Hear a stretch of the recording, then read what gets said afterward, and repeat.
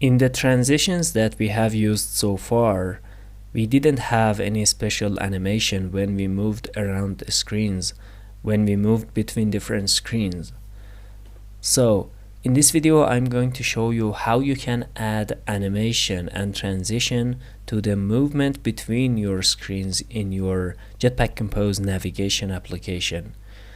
So as you can see, I already have created an application, but it doesn't have the transition APIs and the transition capabilities that we expect. So you can see that the transitions that are by default implemented in it are very simple. It's a very simple fade where the previous screen is faded out and the new screen is faded in, but it's very simple. We are looking for something more customizable. I will show you how you can add customizable transitions to your screens in this video. So the first step is to know what libraries we need to add and what dependencies we need to add. Note that the navigation library currently doesn't have these animations that we expect to use. So because animation APIs that can help us do this are experimental, we need to use another library that is called Accompanist, which allows us to use experimental animation APIs that are not yet available for us in the navigation library. So the first step will be adding the Accompanist library. I will go to my build.gradle file in the app module and add the dependency for Accompanist. Implementation com.google.accompanist and Accompanist, the artifact for navigation animation, Accompanist navigation animation, and the latest version is 0.20.0. And to make sure that you are using the latest version, you can actually check its page on GitHub by opening your browser and going to github.com/github.com Google Accompanist.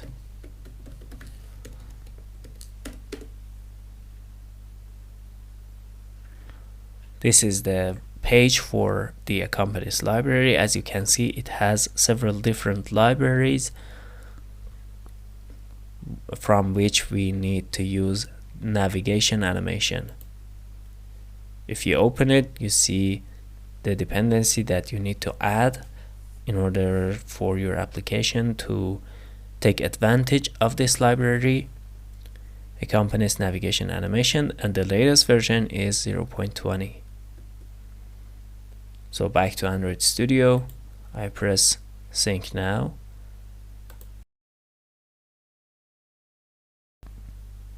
Okay, now that this library has been added to our application, I also make sure that I'm using the latest version of Compose.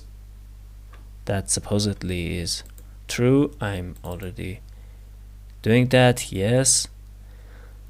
So I go to main activity and start going through a couple of to-dos that I have created for your convenience.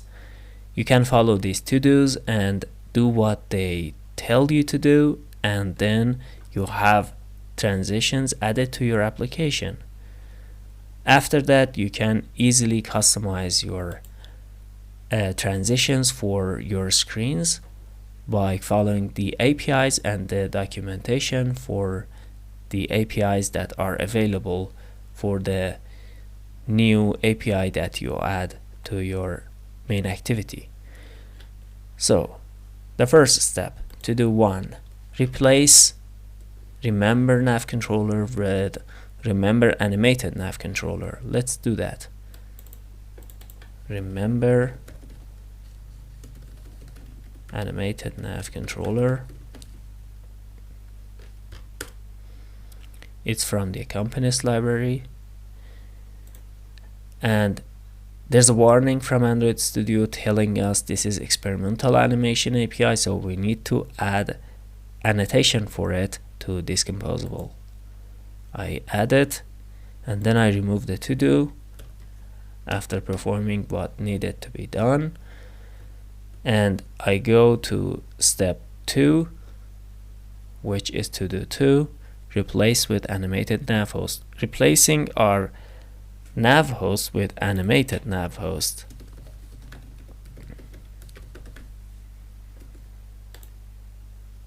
Let's import it from the accompanist library. I remove to do 2 and go to do 3. To do 3 tells us to replace our composable with composable from the accompanist library. So I type composable again. Hopefully it will help me import it again, this time from the other package. So to make sure that I'm importing it from the accompanist package, I'm going to comment out the package that is already imported for Discomposable. So I go to my list of imports, and I comment out this line, Android X navigation.compose, which also includes that composable that I showed you. And I go back to that line, and here to do 3, replace it with composable. So I import composable this time from the accompanist library. As you can see, the first option is from the accompanist library, so I import it. You can see that the names are identical, but the functionality will be different. Discomposable has option to add customizable transitions.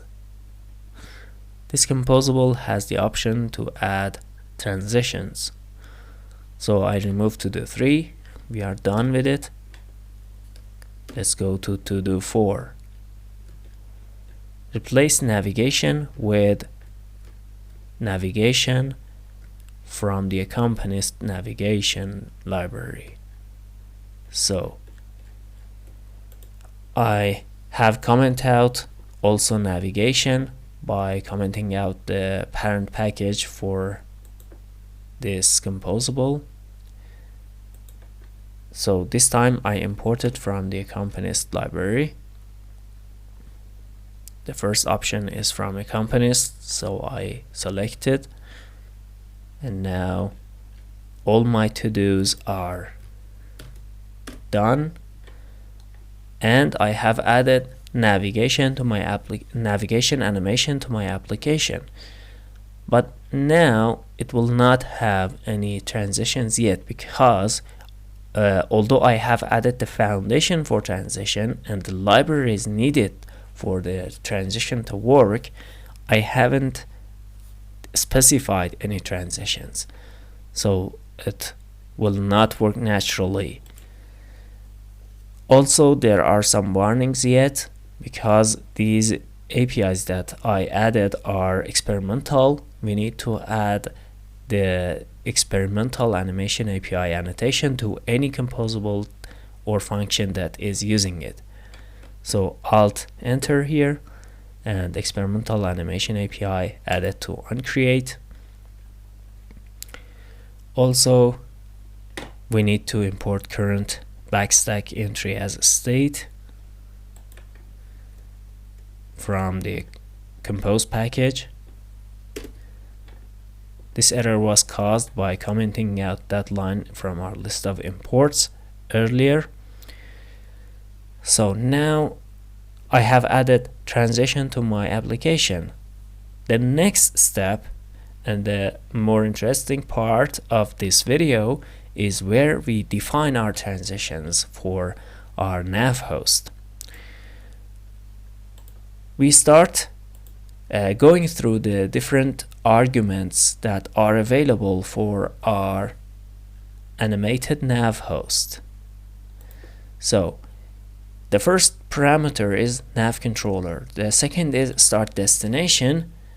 I add a comma and then press Ctrl P. As you can see, there are a list of different parameters, but this time they look a little bit different from what we used to know about nav host. We also have transition related parameters like enter transition, exit transition, also pop exit transition, and pop enter transition. Pop enter transition, in fact, let's start with enter transition. Enter transition is the transition that runs when you enter a screen. Exit transition is the transition that runs when you leave a screen. And pop enter transition is the transition that happens when you press the back button and therefore you leave a screen. And pop exit transition, pop enter transition is the transition that runs when you press the back button and you leave a screen. And pop enter transition is the transition that runs when you press the back button and therefore you pop one item off your back stack and you enter a new screen, and that transition runs at that time. So let's specify these parameters. First, enter transition. Enter transition takes in two parameters, initial and target nav backstack entry. I specify them, but I will not use them here. These are the parameters passed to our lambda. However, we are not going to use them for now. For enter transition, I need to return an enter transition. There are a couple of different functions that return an enter transition. For example, slide in horizontally, and slide in horizontally allows us to slide in a horizontal manner from the left or from the right. In order to enter the scene, I'm going to enter the new screen from the left. Therefore, I'm gonna specify the initial offset for it. As you can see, the first parameter is initial offset, and it takes a lambda, initial offset x, of course. It takes a lambda, it has a lambda which takes the full width as the input parameter, and then we can use that full width to say where our initial offset x is. Because I'm going to slide the screen from the left, I'm gonna specify initial offset x as minus width, like this. And then I'm gonna specify the animation spec also, for which I'm gonna use a simple tween animation with a duration of 1 second, imported from the animation core package, importing tween. And that's it for our enter transition. Now exit transition. When we enter a new screen, the previous screen, the already present screen, moves out. I'm gonna move it out with a slide from the right. So again, I'm gonna use a slide transition. Let's also pass it the initial and target backstack entries and slide out horizontally. because this will be sliding out the present screen. And again, it has some parameters, target offset X this time, which specifies its target offset. To that offset we will move, and it takes full width as parameter. I'm gonna move it up to width, which means the offset, which is already 0, will move to that point, to the end of the width of the screen. So this means that the current screen will move out. And then the animation spec parameter tween with a duration of 1 second. And that's it. This will give us a very simple and nice transition for all our screens. Because it is defined in the root navigation graph, it will be used for all of our screens. And you noticed that I didn't use any value for pop enter transition and pop exit transition parameters. The reason is that pop enter transition by default use the enter transition that we have defined here, and the pop exit transition by default uses the value that we have used for exit transition. So let's run the application with these changes and see what transition we have for our different screens.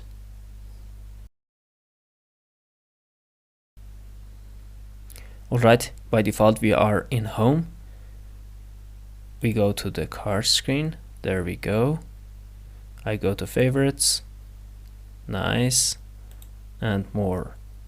You can see that by default all the screens are using these enter and exit transitions that we have used in our root navigation graph.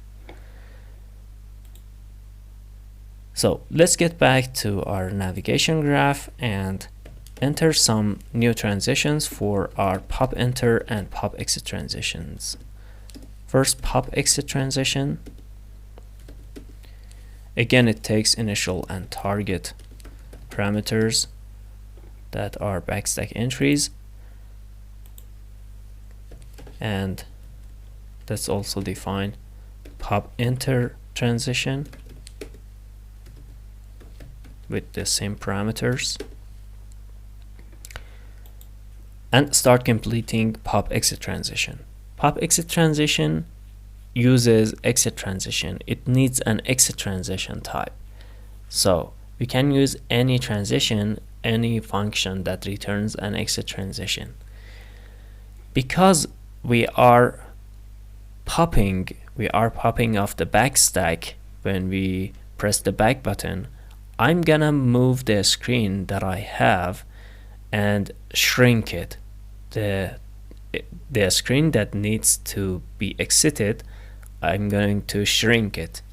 So I'm gonna use a shrink transition.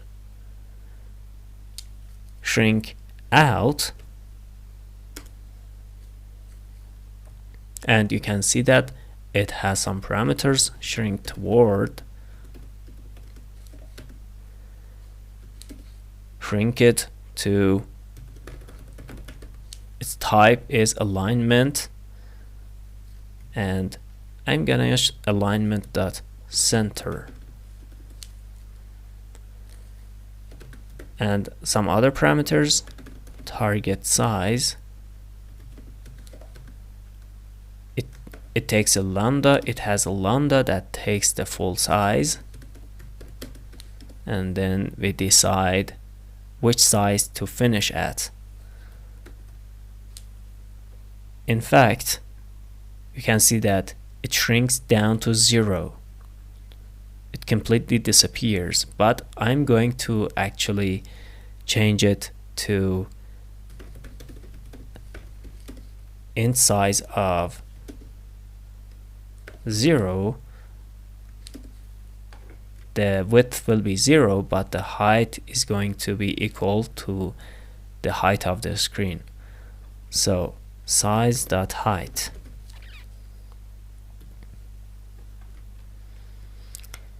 And also let's specify its animation specification. So animation spec, let's use a tween with 1 second of duration. And pop enter transition. For pop enter transition, I'm going to actually move the new screen inside the visible area from the bottom. So I can move the slide, or a variant of it, slide in to container, for example. And for towards parameter, I'm going to use slide direction dot up. Let's import it. And then we have animation specification, animation spec, tween, like this, and with a duration of 1000 milliseconds or 1 second. And because I want this animation to happen after the exit transition, after the pop exit transition, first the current screen needs to be shrunk out and the new screen then needs to be slided in. I'm going to add some delay, some initial delay to when this animation starts. So tween, for its delay, I'm gonna use 300 milliseconds. And this 300 milliseconds is the duration of the previous exit transition, the pop exit transition. 300 milliseconds should be enough for the pop exit transition. Let's run the application and see the changes.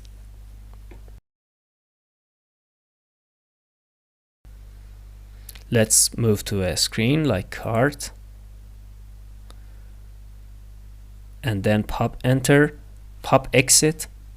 I move one item off the back stack by pressing the back button.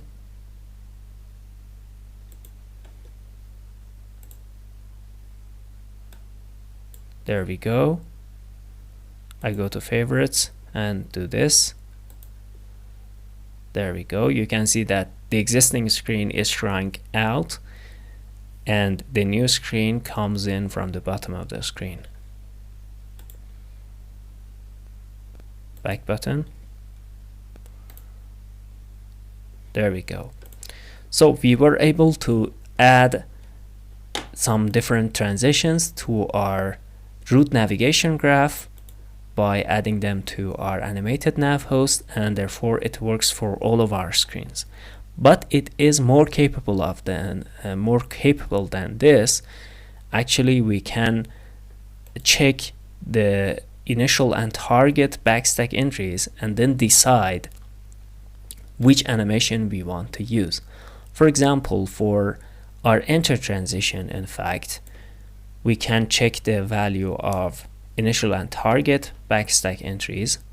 Initial meaning the screen from which you are coming, and target meaning the screen to which you are going. And here I can check for these values, initial and target. We are interested in target because we are going to a screen, we are entering a screen. And for example, we can decide if we are going to the favorites screen, we can have a different enter transition. So here I check for it. I say when t dot destination dot route, when it is equal to screen dot favorites dot route, then I'm gonna use a different slide transition or any other enter transition. Otherwise, I'm gonna use this transition. So I copy this line, which is the transition for the default screens, and before that I need to define my transition for this screen. So let's use a simple enter transition here, and to see your list of different transitions you can actually go to the file where these enter exit transitions are defined. You can see the different functions that are available: slide out vertically, and many other functions that are available and defined. So here I use, for example, simple fade in for this screen, and else I use the transition that I have already copied.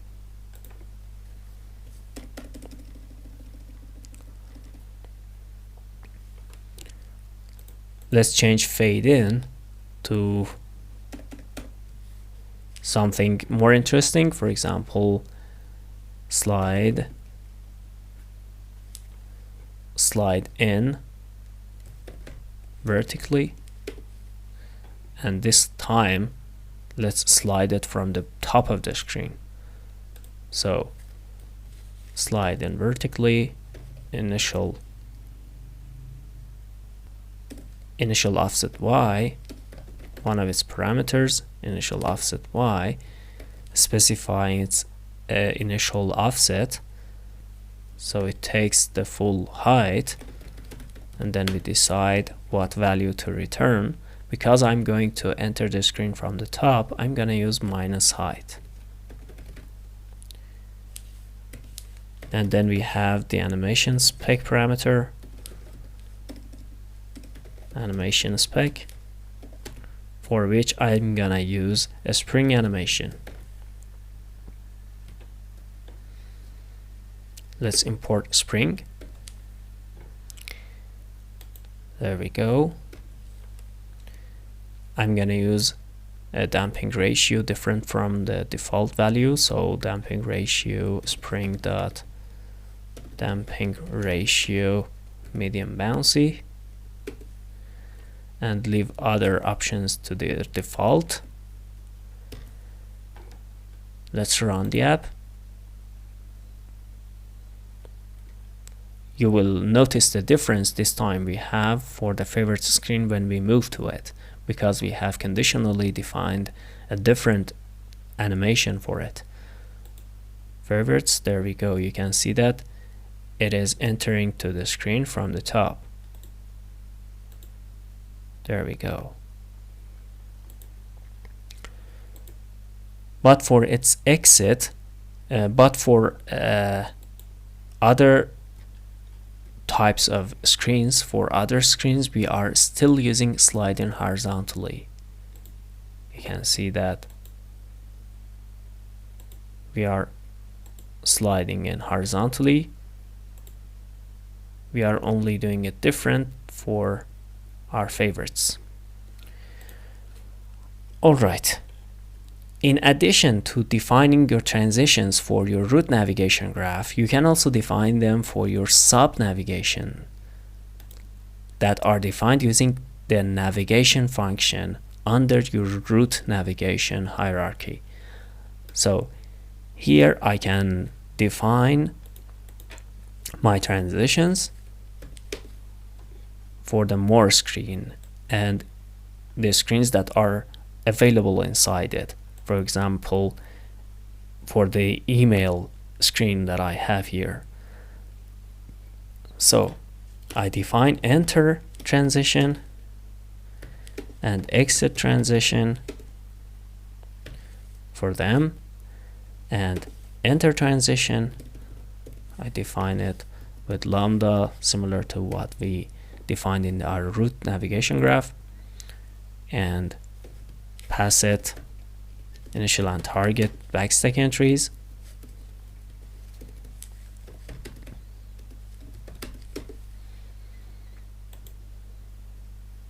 This time let's use some different transitions. Let's, for example, use fade in. Let's fade in with an initial alpha of 0, which is the default, so I don't change it, and an animation spec of tween. 1 second. And fade out for its exit transition with an animation spec of tween with a duration of 1 second again. So when we exit a screen under that destination, under the more sub navigation or nested navigation, we will use this transition, the fade out, and when we enter a screen, we will use the fade in transition. So let's run the app. Okay, let's go to more. There we go. You can see that the enter transition was a fade in, and we already saw that. And if we go to the email screen, the current screen is faded out and the new screen is faded in. If we press the back button, which means a pop exit transition, it will use this exit transition, which is a fade out. There we go. You can see it's fade. And this website button, of course, is running and launching the system browser, so it might not be the exact transition that we expect. Yes, it launches an external browser to open up the website that we have defined in our code here. So you saw that we defined enter exit transition, pop enter, pop exit transition for our root navigation graph and also for our nested navigation. And the interesting part is that you can mix and match to your liking, and for your different needs in your application, you can even, in addition to what I said already, you can even define specific transitions for different destinations. So for example, for cart, I have the option to define a different screen transition. So I go to my composable that is defining the cart destination, and for it I'm going to use a different enter and exit transition, or simply just I'm going to use a different enter transition.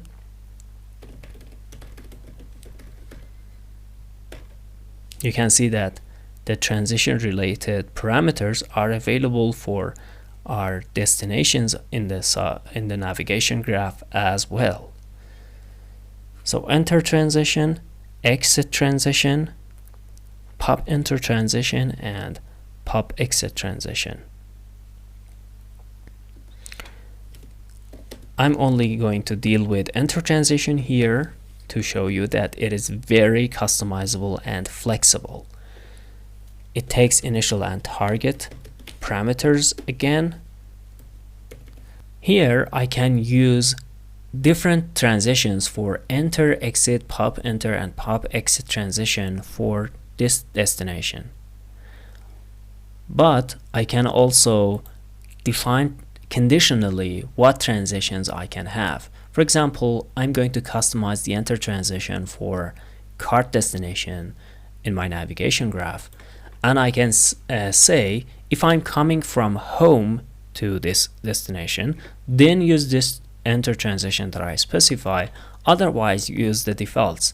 So I specify that using this. I say when i.destination, which means if the initial destination, if the initial backstack entry, the previous screen from which I'm coming, when I dot destination dot root destination, yeah, if it is home, so screen dot home dot root, then use, for example, a simple slide in to container, and otherwise else use the defaults. Using null here means stick to the defaults and use the defaults learned from your root and parent navigation graph, which means use the defaults and the transitions that have been defined for your parent. The parent is this animated nav host. So in other cases, the value defined for enter transition for the animated nav host will be used. So let's specify the different options for slide into container. For example, in fact, let's use expand here to make some difference. Expand in, and expand is has some parameters. Expand from, I'm gonna expand it from the center. So alignment dot center hopefully will help me achieve that. And initial size, I'm gonna start it from full size and return this size as initial size. In size with a width of 0, size 0, and size dot height as the initial height, like this. And the next parameter is our animation spec. I think a spring animation will be fine here. Spring animation with a damping ratio of medium. Spring dot damping ratio medium bouncy. So if we are coming from home to cart, we will have this transition. Otherwise, we will use the defaults. It's very nice. Let's run the app. We are at home. If we go to favorites, it's like before. If we go to cart, this is what interests us here.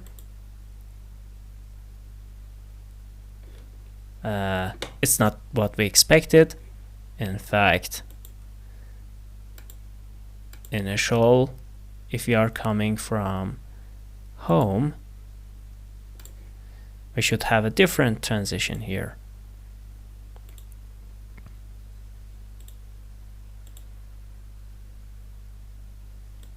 Yes, let's go home and come from home to cart. Yes, I think it's working. The initial screen is the screen for cart is expanded in. In fact, with a tween we can see that better. So I'm going to swap spring with a tween with a duration of 1000 milliseconds to help us see that animation better. We are at home. Let's move to cart.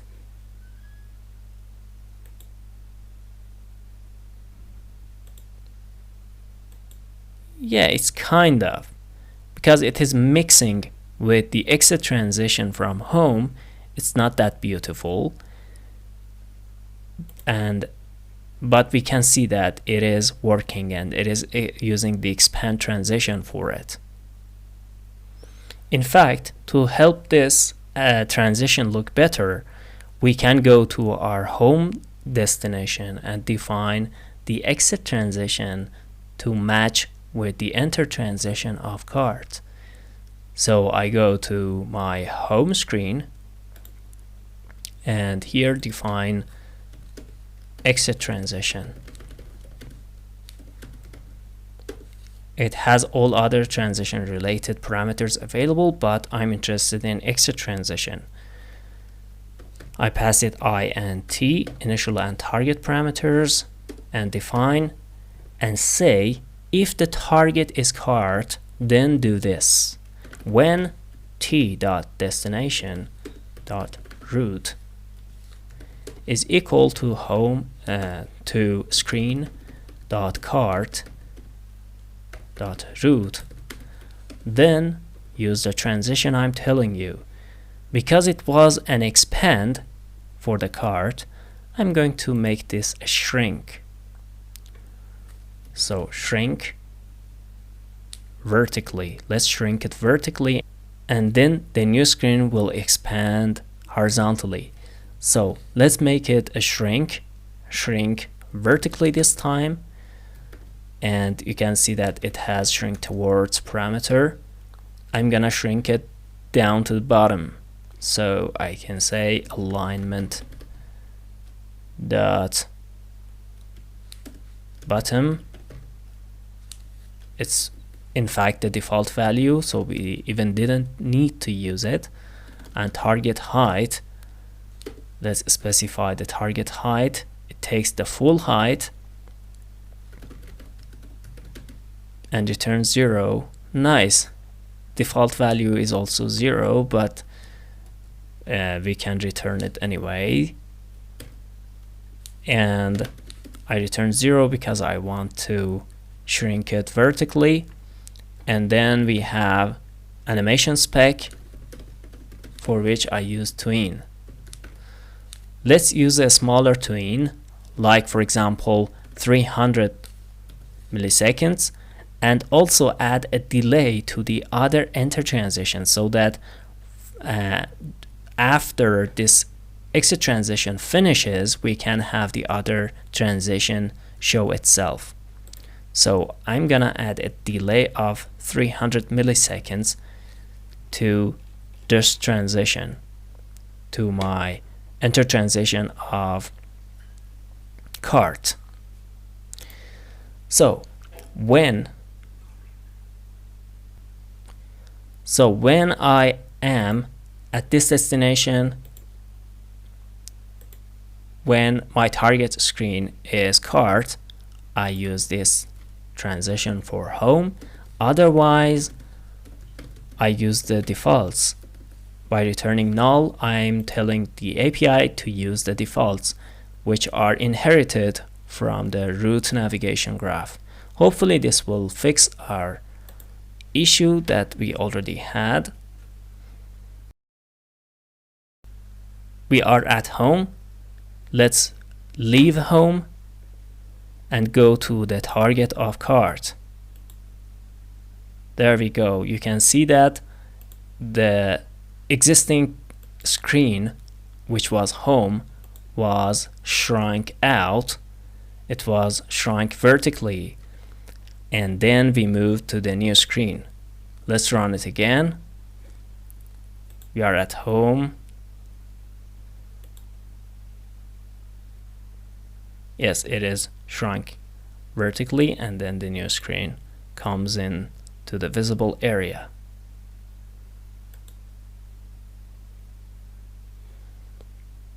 There we go. Shrink and expand. Alright, so in this video you learned how to use the transition APIs for navigation by adding the accompanist library to your application. Because the experimental animation APIs are used in accompanist, we are able to use transitions in our screens in our current navigation library.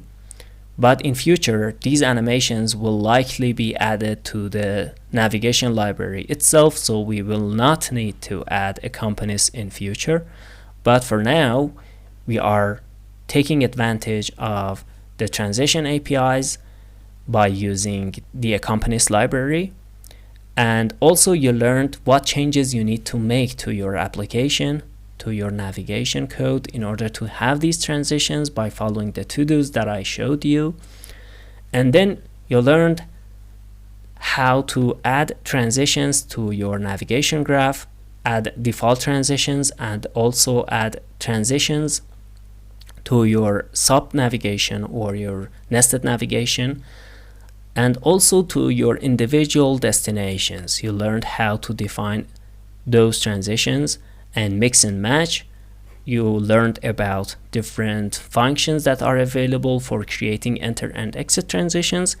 And that's it for transition and navigation transitions in Jetpack Compose. I hope that you liked this video.